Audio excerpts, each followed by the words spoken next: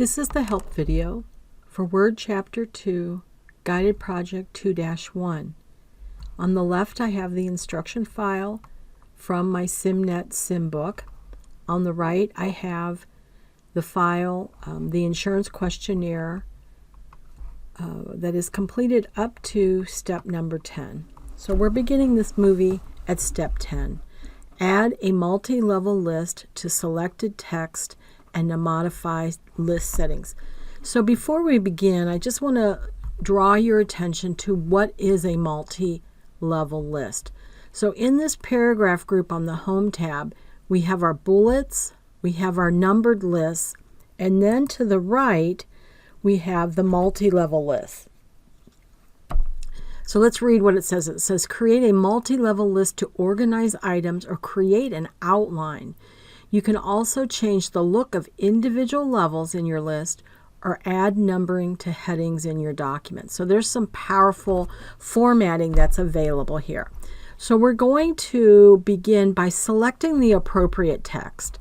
So we need to go to the beginning of the document and beginning with the word applicant, right? So right here, I'm going to select and drag and end with the last "if yes, please explain."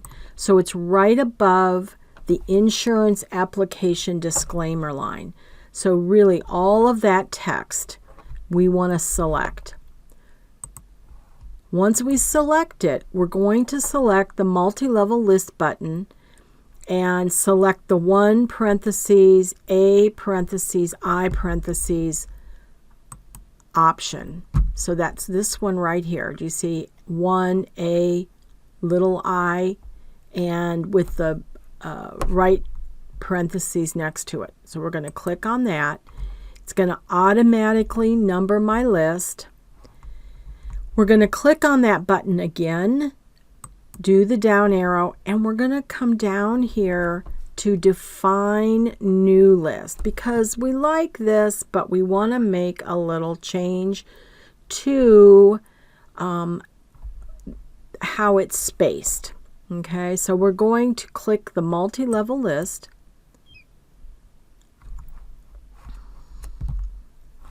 And now we have this define. So even though I have it on there, now what I'm saying is I want to define, but really what I'm doing is redefining, right? So I'm changing it up a little bit. So let's look at what we want to do. Click the set for all levels and wait for that to open. And then we want to change, so I have this done, this done, this done. So what I'm setting here for the first level is 0. The text position for the first level right now is set to 0.25. We want to make it a 0.3. Then we want this additional indent. So when we have instead of a number, we go into this A level. We want that indent to also be a 0.3. This right here is the most common mistake on this assignment. So please do not forget to go and adjust the level spacing for this multi-level list. We're going to do OK. And then OK on the define. And you're going to watch this behind. It's going to shift. There we go. Did you see it move? So we're good with that. So now what we need to do is click anywhere to deselect because we don't want all of those lines to be selected. We want to come up here at number 13. And do you see where it says if yes? So we're going to go through and find all of the if yes, and at the beginning of the line, not where the number is, but where the text is, we're going to hit the increase indent button. So I'm going to scroll down. Here's an if yes. Increase indent. Increase indent. increase indent.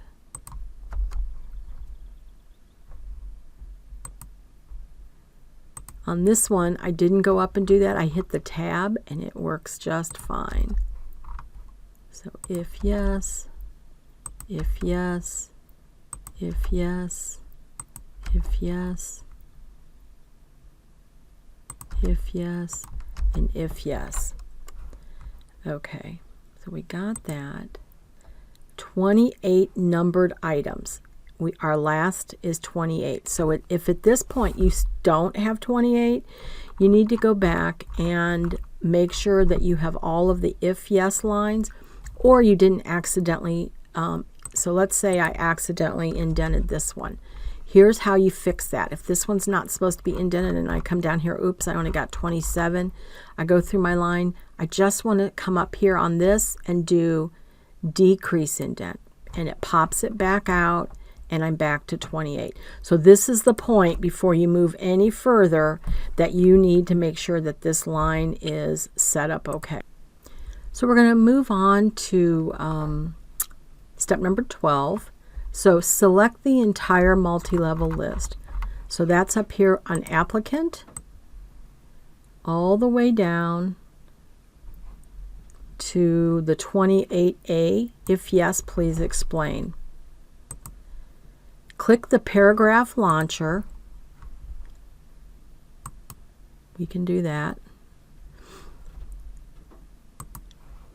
Deselect the don't add space between paragraphs of the same style. So mine is not selected, so I don't have to deselect it. We want to go to tabs.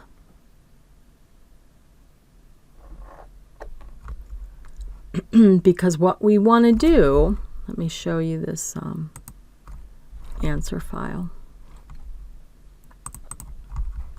So do you see how all of this has lines where someone can write on the questionnaire? That's what we want to try and achieve right now.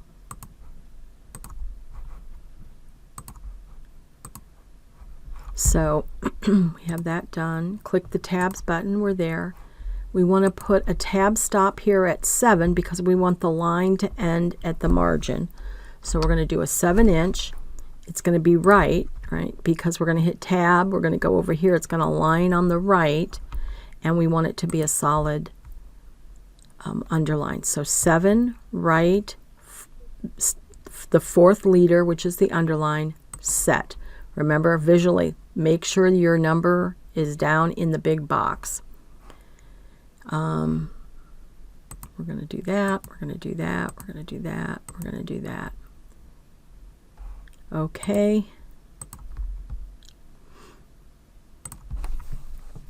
So now we have the tab set. So we have to apply the tab, right? So if I turn on my hidden codes, reveal, you see there's no tab mark there. So what you need to do is at the end of each paragraph, you're going to hit the tab key, right? So you want to go to each line at the end of the line, and all I'm doing is clicking, hitting the tab, clicking, hitting the tab, clicking, hitting the tab. Just like that.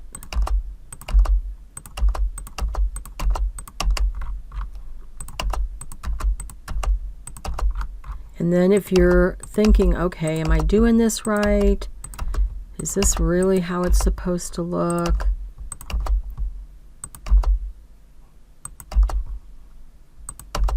That's where you go over to that PDF file that you have and just verify it. Right, so I'm down here. Here's my work. Here is the solution. So it's looking very similar, right? So you know you're doing okay. All right, so we have that and we have that done. So at this point, I'm going to take a minute and save my document. And I'm going to do one more tiny movie at the end. All right, thank you.